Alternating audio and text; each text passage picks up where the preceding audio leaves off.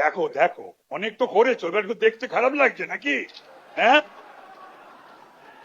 মাননীয় স্পিকার মহোদয়, আমি প্রথমেই আপনাকে দেশের প্রাচীনতম এই যে পবিত্র হাউস, সেই হাউসের এই হাই অফিস, সেখানে নির্বাচিত হওয়ার জন্য ইউনানিমাসলি আপনাকে আমি শ্রদ্ধা জানাই, অভিনন্দন জানাই।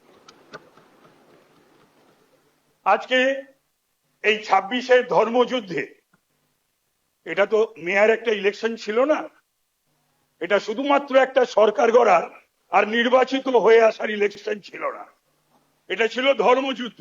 সেই ধর্মযুদ্ধতে যারা জিতে এসেছেন আমি তাদের অভিনন্দিত করছি। স্যার, একটা জিনিস করতে হবে, মাননীয় মুখ্যমন্ত্রী রয়েছেন, এই সদনে কোন রাষ্ট্র বিরোধী স্লোগান, দেশ বিরোধী স্লোগান চলবে না, আইন করে বন্ধ করতে হবে, আইন করে বন্ধ করতে হবে, প্রয়োজনে বিল এনে। পশ্চিমবাংলা সাপ মুক্ত হয়েছে, পশ্চিমবাংলা পাপ মুক্ত হয়েছে, পশ্চিমবাংলা ভয় মুক্ত হয়েছে। যারা যারা হাউসের ভেতরে, মাননীয় শোভনদেব চট্টোপাধ্যায় মহোদয়, তাকে বলতে হলো, এখানে এক বলতে হচ্ছে, কিছু করার নেই। কালকে কেউ হাইকোর্টে গেছিলেন, আজকে সর্বভারতীয় তৃণমূল কংগ্রেসের সারা বাংলার দল, তার আবার সর্বভারতীয় সাধারণ সম্পাদক, সে ব্লক অঞ্চল থেকে বিজেপি প্রার্থীদের, থামুন, বলা জানে, জানেন কিছু, থামুন, আজ দুটো টাকা সব বলা যায়, এটা ও কিছু হবে না বলে উঠে লাভ নেই, বসো, উঠে লাভ নেই, বসো, না বলতে দিতে হবে। নাম করিনি, সে বলেছিল তাদের হাড়গোড় ভেঙে দেওয়া হবে।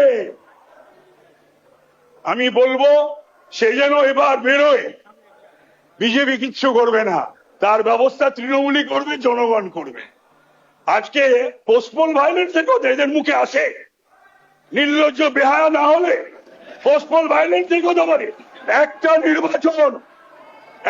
নির্বাচন হয়েছে পশ্চিমবাংলায়, রক্তপাতহীন, লাশহীন, এই সাইন দেখিয়ে রক্তের ওপর দিয়ে, লাশের ওপর দিয়ে আজকে 150-র ওপর গুনতে হতো স্যার আপনাকে লাশ, বিজেপির, যদি এই সরকার আবার ফিরে আসতো। 150-র ওপর লাশ, ঘর বাড়ি জ্বালিয়ে দেওয়া, দোকানপাট জ্বালিয়ে দেওয়া, আর লক্ষ লক্ষ বিজেপি সমর্থক কর্মীরা বাড়ি ঘর দুয়ার পাড়া ছাড়া থাকে।